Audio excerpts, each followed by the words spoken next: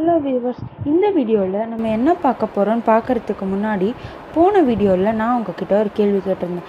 அந்த கொஸ்டினை நான் இப்போ உங்களுக்கு ரிமைண்ட் பண்ணுறேன். அது என்ன கேள்வினா, which animal doesn't drink water? எந்த ஒரு விலங்கு தண்ணியே குடிக்காமல் உயிர் வாழுது? இந்த கேள்வியோட பதில் கங்காரு ரேட். இந்த வீடியோவில் நான் உங்ககிட்ட கங்காரு பற்றி தான் சொல்ல போகிறேன்.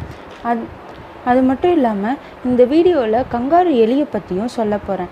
இந்த வீடியோலையும் நான் உங்ககிட்ட ஒரு கேள்வி கேட்க போகிறேன். அந்த கேள்வியோட பதிலை நீங்கள் கமெண்ட்ஸில் சொல்லுங்கள்.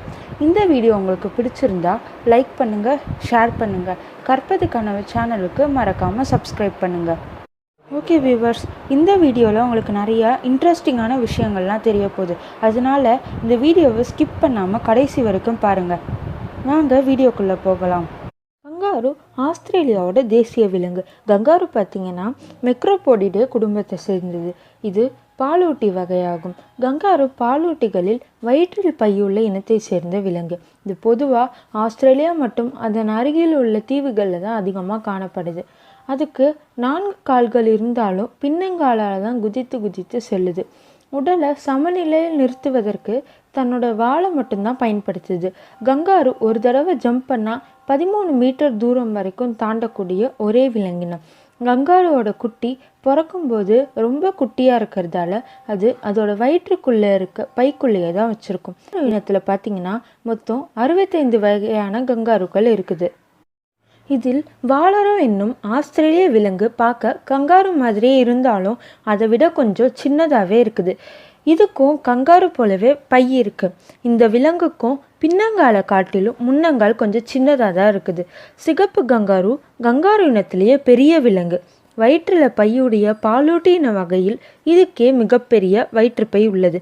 ஆஸ்திரேலியாவின் தென்பகுதியில் உள்ள செழுமையான பகுதி, கிழக்கில் உள்ள கரையோர பகுதி மற்றும் வடபகுதியில் உள்ள மலைக்காட்டு பகுதி தவிர மற்ற அனைத்து பகுதியிலும் காணப்படுது. இது சின்ன சின்ன செடியையும் காட்டு தாவரங்களையும் தான் உண்டு உயிர் வாழுது. கங்காருவோட ஹைட் பார்த்திங்கன்னா 3லேருந்து 8 அடி வரைக்கும் இருக்குது. இதோட வெயிட்டு 18லேருந்து 100 கிலோ வரைக்கும் இருக்குது. இந்த உலகத்திலேயே ரொம்ப வெயிட்டான கங்காரு எதுன்னு பார்த்தீங்கன்னா கிரே கங்காரு தான். அதுவே ஹைட்டில் பார்த்தீங்கன்னா ரெட் கங்காரு. கங்காருவோட வகைகள் என்னன்னு பார்த்தீங்கன்னா red kangaroo, eastern grey kangaroo, western grey kangaroo, antilopine kangaroo, musky rat kangaroo, rufous rat kangaroo. இது மட்டும் இல்லாமல் இந்த கங்காருலேயே இன்னும் நிறையா வகை இருக்குது. கங்காரு எலியை பற்றி நான் இந்த வீடியோவில் எக்ஸ்பிளைன் பண்ணுறேன்னு உங்ககிட்ட ஸ்டார்டிங்லேயே சொல்லியிருந்தேன். அதனால இந்த வீடியோ இப்போ நம்ம பார்க்க போகிறது கங்காரு எலியை பற்றி தான். கங்காரு எலி இது பாலைவனத்தில் வாழக்கூடிய சிறிய விலங்கினம். இது தண்ணீரை நேரடியாக பருகாமல் பல ஆண்டுகள் வரைக்கும் உயிர் வாழக்கூடிய தகவமைப்பை பெற்றது. சிறு பூச்சிகளை சாப்பிட்டு கங்காரு எலி உணவிலிருந்து தனக்கு தேவையான நீர்ச்சத்தை எடுத்துக்குது. உடலிலிருந்து நீரை வெளியேற்ற சிறப்பான முறையில் சிறுநீரகம் இருக்குது. பகல் நேரத்தில் தங்குமிடத்தை விட்டு வெளியே வருவதில்லை. நைட்டில் உணவு உண்ணுறதால உடலுக்கு இருக்க நீர் சத்து குறையறதில்லை. கங்காருவோட கால்கள் பார்த்திங்கன்னா மனிதர்களோட கால் மாதிரியே வளைஞ்சிருக்குது. இதோட வால் நல்லா திக்காக வெயிட்டாக இருக்கிறதால இதை கங்காருவை உட்காரத்துக்கும் ஜம்ப் பண்ணுறதுக்கும் இந்த வால் தான் ஹெல்ப் பண்ணுது. இதில் இருக்க எல்லா வகையான கங்காருவும் ஆஸ்திரேலியாவில் தான் இருக்குது. அதனால ஆஸ்திரேலியன் கவர்மெண்ட் இதை தேசிய விலங்காக அறிவித்தாங்க. அதனால் இதை யாரும் துன்புறுத்தவோ கொல்லவோ வீட்டில் வளர்க்கவோ அனுமதி கிடையாதுன்னு ஆஸ்திரேலியன் கவர்மெண்ட் சொல்லியிருந்தாங்க. இதை கொலை செய்யக்கூடாதுன்னு சொன்னதால் இதோட எண்ணிக்கை ரொம்பவும் ஜாஸ்தி ஆயிடுச்சு. அதனால் ஆஸ்திரேலியாவில் எங்கே பார்த்தாலும் இந்த கங்காருவாக தான் இருக்குது.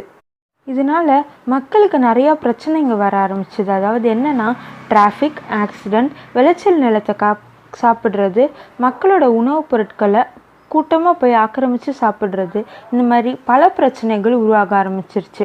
இதை தேசிய விலங்காக அறிவிக்கிறதுக்கு முன்னாடி காட்டுவாசிங்க எல்லாரும் இந்த கங்காருவை தான் அடித்து சாப்பிட்டுட்டு இருந்தாங்க.